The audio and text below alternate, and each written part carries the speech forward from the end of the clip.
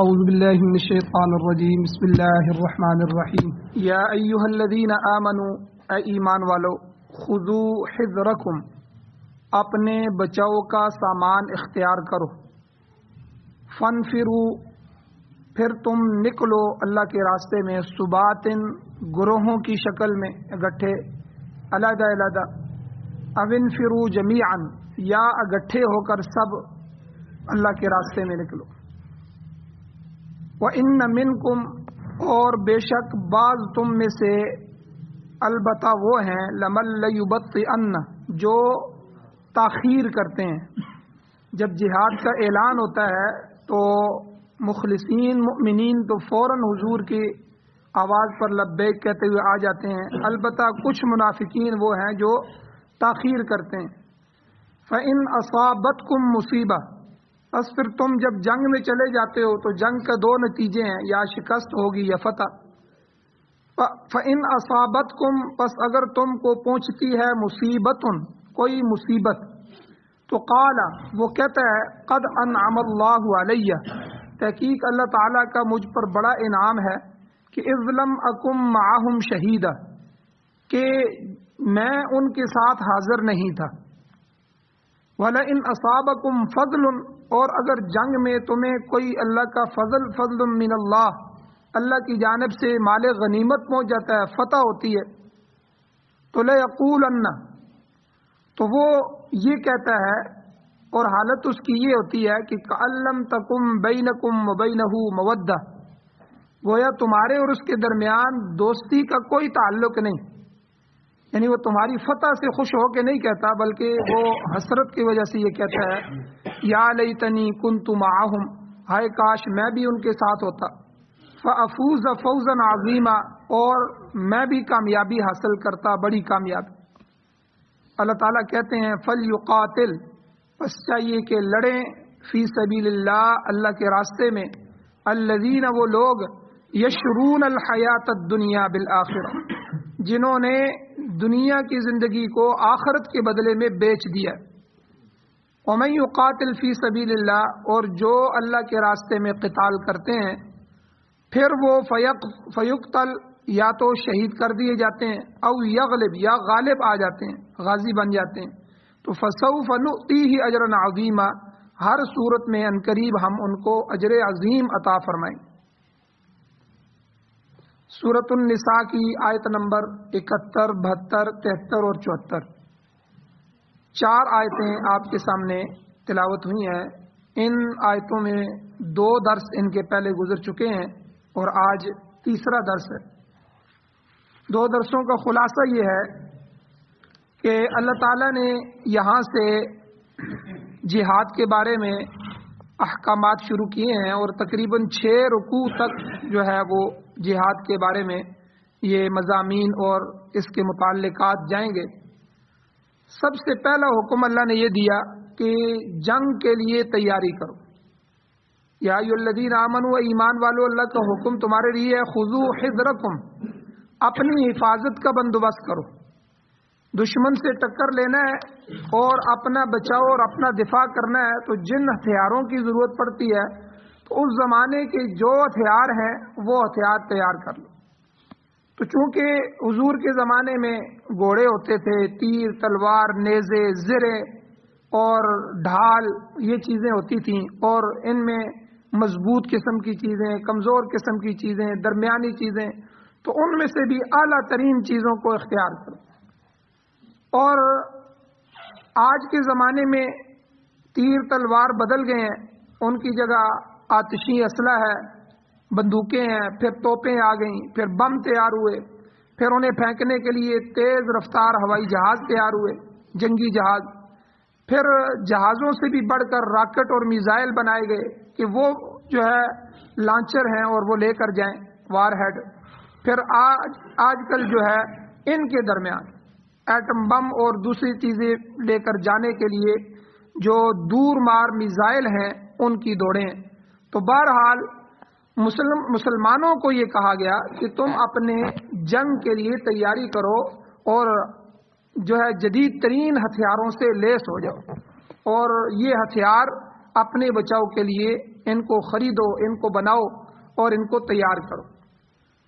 اور اللہ کا یہ حکم ہے، اور ہماری حالت یہ ہے، مسلم ممالک جتنے بھی ہیں، بڑی طاقتیں اس وقت دنیا میں وہ بچے کچھ ہیں جو ان کے ہتھیار ہیں، مسلمان ان سے ان کی بھیک مانگ رہے، اور اس کے بدلے میں وہ تو پیسے بھی لیتے ہیں، ہتھیار بھی دیتے ہیں، پیسے بھی لے لیتے ہیں، اور پیسے بھی کئی گنا زیادہ لیتے ہیں، اور اس کے بدلے میں مسلمان ان کو اپنے یقین دہانی کرا رہے ہیں کہ ہمیں جب بھی آپ کو ہماری ضرورت پڑے گی ہم آپ کے ساتھ ہوں گے، ہمیں یہ بچے کچھ اسلحے دے دو۔ تو آج اسلامی دنیا کے پاس وسائل موجود ہیں، پیسہ موجود ہے، تیل موجود ہے، ذخائر موجود ہیں، مگر ٹیکنالوجی نہیں۔ تو ذہنی طور پر یہ مغلوب ہو چکے ہیں، بڑی طاقتوں نے انہیں غلام بنا رکھا ہے۔ تو میں وہ تاریخ پڑھ رہا تھا، اور انگلستان جو تھا، جو انگلینڈ، اس کے طالب علموں کے لیے انگلینڈ کا بادشاہ اس وقت جو ہماری اسلامی یونیورسٹیاں تھیں، تو تیونس اور یہ جو اسلامی ممالک تھے جن کو بعد میں جو ہے بالکل ختم کر دیا گیا، اور آج وہاں مسلمان کم ہیں اور یورپ کا وہ حصہ ہے، پہلے وہاں اتنی اسلامی یونیورسٹیاں ہوتی تھیں کہ وہاں کا بادشاہ اور اسلامی ملک کے بادشاہ کو خط لکھ رہا ہے کہ ہمارے طالب علموں کو جو ہے، انگلینڈ کے طالب علموں کو، انگریز طالب علموں کو جو ہے اپنی یونیورسٹیوں میں داخلہ دیں، میں آپ کا تابع دار رہوں۔ یہ خط آج بھی میوزیم میں موجود ہے۔ لیکن ایک وقت یہی آیا کہ ہم نے جب ٹیکنالوجیوں کو چھوڑ دیا، ہم نے محنت کو چھوڑ دیا، آج مسلمان دین میں بھی ترقی نہیں کر سکا اور دنیا میں بھی نہیں کر سکا، نہ اپنی دنیا بنا سکا نہ اپنا دین بنا سکا۔ تو بہرحال ہمارے اسلاف کے بڑے کارنامے ہیں، میں نے اس دن بھی بیان کیے تھے، صحابہ کرام کس طرح مصر کی فتح ہوئی، شام کی فتح ہوئی، ایک ایک صحابی جو ہیں وہ اپنی جان کو آگے رکھ کے انہوں نے جو ہے فتح دلائی۔ اور بہرحال اللہ تعالیٰ نے یہاں ان آیات میں جنگی حکمت عملی بھی بتائی کہ بعض دفعہ فانفروا ثبات او انفروا جمیعا، کہ جنگ کبھی جو ہے گروہوں کی صورت میں، ٹکڑیوں کی صورت میں گوریلا وار لڑی جاتی ہے، کہ جس طرح ابھی افغانستان کی جنگ ہوئی تھی امریکہ اور پوری دنیا کے ساتھ، کہ انہوں نے گوریلا جنگ لڑی۔ تو بعض دفعہ دو بدو آمنے سامنے جنگ لڑی جاتی ہے۔ اللہ کہتے ہیں یا ایھا الذین آمنوا خذوا حذرکم، اے ایمان والو جب اپنے بچاؤ کی ٹیکنالوجیاں، اسلحہ، جدید ترین ہتھیار یہ جمع کر لو، تو پھر فنفروا جمیعا، نکل جاؤ اللہ کے راستے میں، ثباتن، فنفروا ثباتن، الگ الگ ہو کے لڑو، یا اب انفروا جمیعا، اکٹھے ہو کے لڑو، گوریلا وار کرو یا خطوں کی جنگ لڑو۔ تو پھر جو بھی جنگی حکمت عملی ہے اس وقت کی ضرورت ہے، اسی طرح تم اس جنگ کو اختیار کرو۔ اور ساتھ ہی اللہ تعالیٰ نے جہاں ایمان والوں کو ترغیب دی ہے، وہاں منافقین کے نفاق کو بھی اللہ نے بیان کیا کہ جب تم جہاد کے لیے جاتے ہو تو منافقین کا طرز کیا ہوتا ہے، منافق کیا کرتے ہیں۔ اللہ تعالیٰ کہتے ہیں کہ حضور جب اعلان کرتے تھے حی علی الجہاد، جس طرح اعلان ہوتا ہے حی علی الصلاۃ، نماز کی طرف آ جاؤ، اسی طرح حی علی القتال، حی علی الجہاد کا اعلان ہوتا تھا، تو سارے صحابہ جن کے پاس زرہ، تلتیر، تلوار، گھوڑا سواری کوئی چیز بھی ہوتی تھی، وہ لے کے حضور کی آواز پر لبیک کہتے ہوئے فوراً پہنچتے تھے کہ حضور نے اعلان کیا ہے جہاد کے لیے بھیجنا ہے۔ تو منافقین کا طرز کیا تھا؟ اللہ کہتے ہیں وَإِنَّ مِنْكُمْ لَبَلَّ يُبَطِّئَنَّ، کہ تم میں سے بعض ایسے ہیں جو تاخیر کرتے ہیں، جان بوجھ کے ادھر ادھر ہو جاتے ہیں، تاخیر ہو جائے، مسلمانوں کا لشکر روانہ ہو جائے۔ اب اسی طرح ہوتا تھا، وہ ادھر ادھر گھر میں بیٹھے رہتے تھے اور مسلمان روانہ ہو جاتے تھے۔ اب ظاہر بات ہے جب جہاد ہوگا، جنگ ہوگی، تو یا تو فتح ہوگی یا شکست ہوگی، دونوں صورتیں ہیں، کچھ نہ کچھ تو ہوگا۔ تو اللہ نے دونوں صورتوں میں جو منافقین کا رویہ ہے اس کو قرآن مجید میں بیان فرمایا۔ اللہ کہتے ہیں فَإِنْ أَصَابَتْكُمْ مُصِیبَةٌ، اگر تم پر یعنی مسلمانوں پر کوئی مصیبت آ جاتی ہے، شکست ہو جاتی ہے، جانی نقصان ہو جاتا ہے، کچھ شہادتیں ہو جاتی ہیں یا مالی نقصان ہو جاتا ہے، تو منافق قال کیا کہتا ہے قد انعم اللہ علیہ، اللہ تعالیٰ نے مجھ پر بڑا احسان کیا ہے جی، اذ لم اکن معہم شہیدا، دیکھو میں ان کے ساتھ نہیں گیا، میں ان کے ساتھ مجاہدین کے ساتھ شامل نہیں تھا، میں ان کے ساتھ حاضر نہیں تھا، اگر ان کے ساتھ جہاد میں شریک ہوتا تو مجھ پر بھی وہی آفت آتی جو ان پر آئی ہے، میرا بھی مالی نقصان ہو جاتا، میری بھی جان جا سکتی تھی۔ دیکھو میری عقل مندی دیکھو کہ میں ان کے ساتھ گیا نہیں۔ اور اگر اس کے برخلاف اللہ کہتے ہیں وَلَئِنْ أَصَابَكُمْ فَضْلٌ مِّنَ اللَّهِ، اگر تمہیں اللہ کا فضل حاصل ہو جائے، فتح حاصل ہو جائے، مال غنیمت مل جائے، تو منافق کی حالت کیا ہوتی ہے؟ اللہ کہتے ہیں لَيَقُولُنَّ كَأَن لَّمْ تَكُن بَيْنَكُمْ وَبَيْنَهُ مَوَدَّةٌ، گویا تمہارے اور اس کے درمیان دوستی کا کوئی تعلق نہیں، یعنی تمہاری کامیابی اور فتح سے اسے کوئی غرض نہیں ہے، اسے تو مسلمانوں کی فتوحات سے خوشی نہیں ہوتی، بلکہ بالکل اجنبی بن کے کہتا ہے یا لیتنی کنت معہم، ہائے کاش میں بھی ان کے ساتھ ہوتا، فافوز فوزا عظیما، تو مجھے بھی بڑی کامیابی حاصل ہوتی، یہ مال غنیمت مجھے بھی ملتا، میں بھی ایمان والوں کے برابر مفاد حاصل کرتا۔ تو یہ منافق کی کیفیت ہوتی ہے۔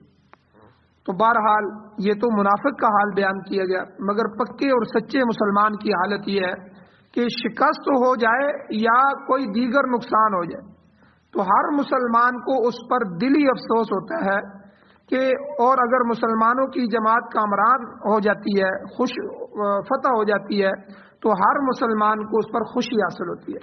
یہ دل کی، ایمان والوں کی دل کی کیفیت کہ اگر حضور زخمی ہو گئے، اب غزوہ بدر میں جو پہلی جنگ تھی اس میں اللہ تعالیٰ نے مسلمانوں کو فتح عطا فرمائی، اور جو ہے کفار کے 70 کے قریب سردار اور کافر مارے گئے، اور مسلمان خوش ہوئے کہ اللہ نے فتوحات عطا فرمائی۔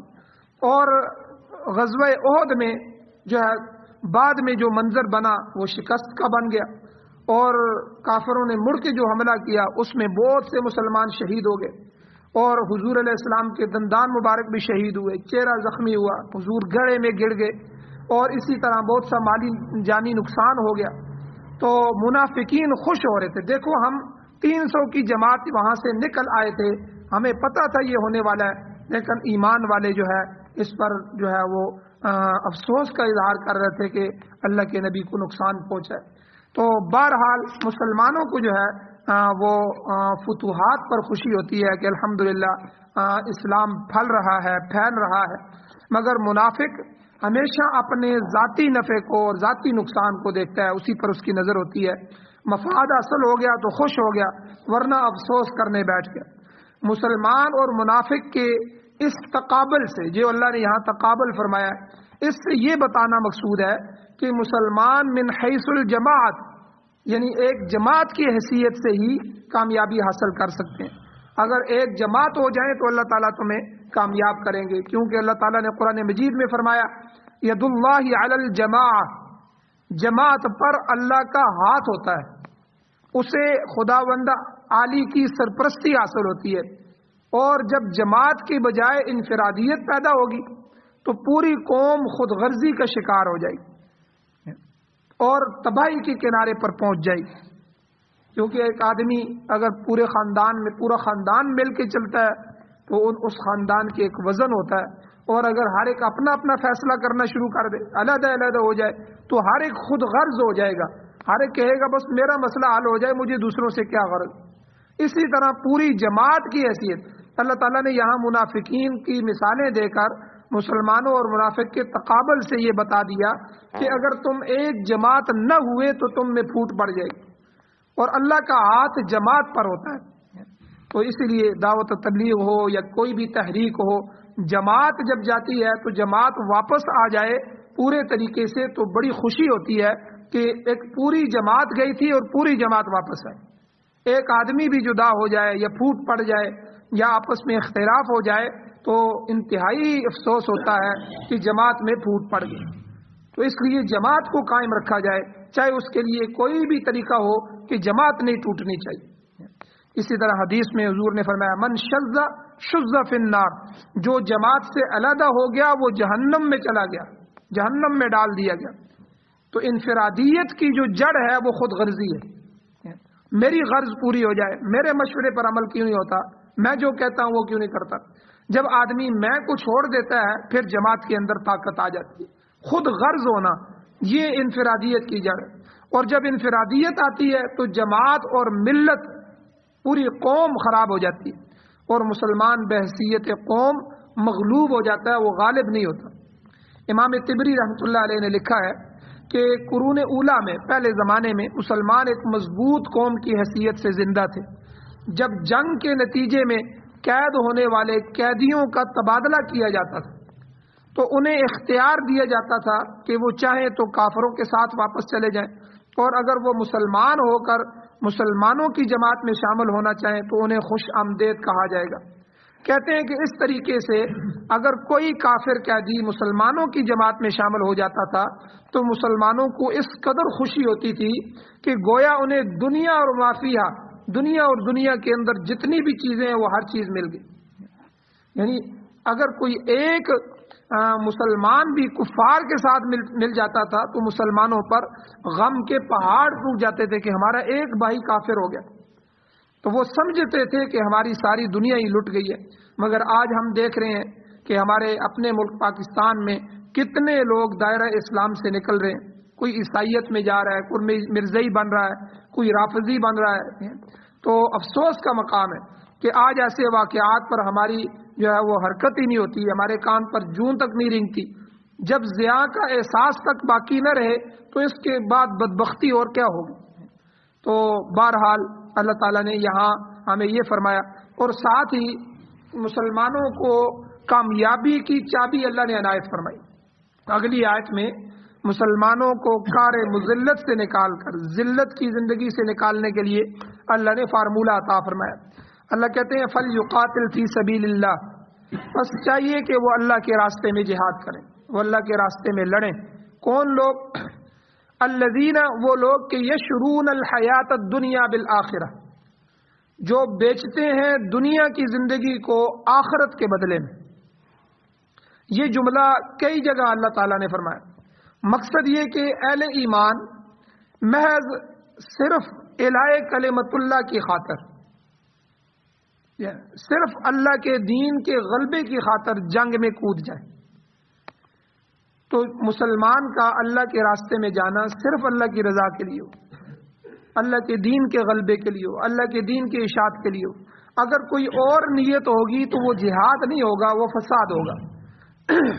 اگر برادری کے لیے لڑ رہا ہے کہ چلو یار میری برادری اس طرف ہے تو میں اس لیے لڑ رہا ہوں، میرے لوگ اس طرف ہیں تو، یا فلاں نے مجھے کہا ہے تو میں اس کے کہنے پہ چلا گیا ہوں، یا یہ نہیں، بلکہ اس بات کو سمجھے کہ اللہ کا دین پوری دنیا میں غالب آئے گا اور میں اس کے لیے اپنی جان پیش کر رہا ہوں۔ تو اس کو کہتے ہیں الہی کلمت اللہ، اللہ کے کلمے کو بلند کرنا، اللہ کے دین کو سر بلند کرنے کے لیے۔ ان کا یہ جہاد دولت، شہرت اور سلطنت کے لیے نہیں ہوتا کہ ہمیں دولت مل جائے، یہ پورا ملک آئے گا تو اس کے سامان، ساز و سامان، ہر چیز آ جائے گی، شہرت مل جائے گی، مشہور ہو جاؤں گا، یا سلطنت حاصل ہو جائے گی، بلکہ اللہ کے دین کی بلندی کے لیے جہاد ہونا چاہیے۔ اور اس مضمون کو سورہ توبہ میں بھی اللہ نے بیان فرمایا۔ اللہ تعالیٰ وہاں کہتے ہیں ان اللہ اشترى من المؤمنین انفسهم واموالهم بان لهم الجنہ، اللہ تعالیٰ نے مومنوں سے ان کی جانیں اور مال جنت کے بدلے میں خرید لیے۔ مومن مال اور جان کی بازی اس لیے لگاتا ہے کہ اسے ایمان میں کمال حاصل ہو جائے اور اس کی ذات میں قرآن کا اخلاق پیدا ہو جائے، اور وہ اس راستے کی ہر رکاوٹ کو دور کرتا چلا جاتا ہے۔ یہی ایک مومن کی شان ہے کہ وہ اپنی جان اور مال کا نذرانہ پیش کر کے عزت اور ابدی مقام جنت کا جو ہے ٹکٹ حاصل کر لیتا ہے۔ تو اس راستے میں رکاوٹ ڈالنے والے یا تو ملوک ہوتے ہیں، بادشاہ، یا غلط قسم کے مولوی اور پیر اور طاغوت، جنہیں قرآن نے طاغوت کہا ہے، کیونکہ قرآن پاک کی اصطلاح میں ہر وہ طاقت طاغوت ہے جو ایمانی اور قرآنی اخلاق کی تکمیل میں رکاوٹ بنتی ہے۔ یاد رکھیں یہ جہاد جو ہے آج جذبہ جہاد قوم سے ختم ہو گیا، اس لیے اللہ تعالیٰ نے، اللہ کے نبی نے فرمایا لو ترکتم الجہاد لسلط اللہ علیکم الذلہ، اگر تم جہاد چھوڑ دو گے اللہ تم پر ذلت مسلط کر دیں گے۔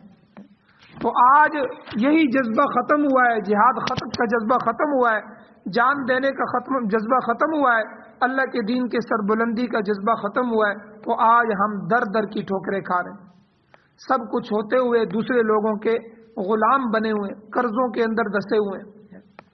تو اب بادشاہ بھی اور غلط پیر اور غلط قسم کے جو مولوی ہیں وہ بھی جہاد کی مخالفت. سب سے پہلے جب انگریز جو ہے وہ ہندوستان میں آیا تھا تو علماء کھڑے ہوئے, 1857 کی جنگ آزادی ہوئی اور جہاد ہوا. اس کے بعد انگریز نے مرزا قادیانی کو کھڑا کیا. یہ مرزا قادیانی اس نے سب سے پہلے جہاد کا انکار کیا. اس نے کہا کہ اب تو جہاد کی ضرورت نہیں ہے, اب تو ایک گورنمنٹ بن چکی ہے انگلش گورنمنٹ, اس کی اطاعت قرآن اور سنت کے حساب سے ہمارے اوپر لازم ہے. تو یعنی آپ اندازہ لگائیں, ایک پورے قوم کو جہاد کی مخالفت پہ لگا دیا. اور اسی طرح جو کالج یونیورسٹیاں ہیں, سر سید احمد خان, ان کا بھی ماٹو یہی ہوتا ہے کہ بھئی ہم نے دنیا کمانی ہے, دنیا میں آگے بڑھنا ہے. تو ان کے اندر بھی جذبہ جہاد پیدا نہیں کیا جاتا. تو آگے اللہ تعالیٰ نے جو لوگ اللہ کے راستے میں جہاد کرتے ہیں ان کے لیے فرمایا وَمَن يُقَاتِلْ فِي سَبِيلِ اللَّهِ, جو کوئی اللہ تعالیٰ کی راہ میں سر دھڑ کی بازی لگاتا ہے, قتال کرتا ہے. پھر دو صورتیں, فَيُقْتَلْ, یا تو وہ قتل کر دیا جاتا ہے, اللہ کے راستے میں اسے شہادت مل جاتی ہے, شہید ہو جاتا ہے. او یغلب, یا دشمن پر غالب آ جاتا ہے اور اسے فتح ملتی ہے اور وہ غازی ہو کر واپس لوٹتا ہے. اللہ کہتے ہیں دونوں صورتوں میں فَسَوْفَ نُؤْتِيهِ أَجْرًا عَظِيمًا, ان قریب ہم اسے اجر عظیم عطا فرمائیں گے. اللہ کے راستے میں نکلا, اب وہاں جا کے اس نے جہاد کیا, لڑائی کی, دشمن کے ساتھ لڑا. فَيَقْتُلُونَ وَيُقْتَلُونَ, اب وہ ان کو قتل کر رہے ہیں اور خود بھی شہید ہو رہے ہیں. اب یا تو ایک صورت یہ ہے کہ اللہ نے اس کی جان لے لی, شہید ہو گیا, اپنے پاس بلا لیا, یا ابھی وقت نہیں تھا, اللہ تعالیٰ نے اس سے بڑا کام لینا تھا تو اللہ تعالیٰ نے اس کو غلبہ عطا فرمایا, یہ غازی ہو کر واپس لوٹ آیا. تو اللہ کہتے ہیں دونوں صورتوں میں میں اس سے راضی ہو گیا. فَسَوْفَ نُؤْتِيهِ أَجْرًا عَظِيمًا, اس کے لیے اجر عظیم تیار ہے. جس اجر کو اللہ عظیم کہیں تو وہ کتنا بڑا اجر ہوگا.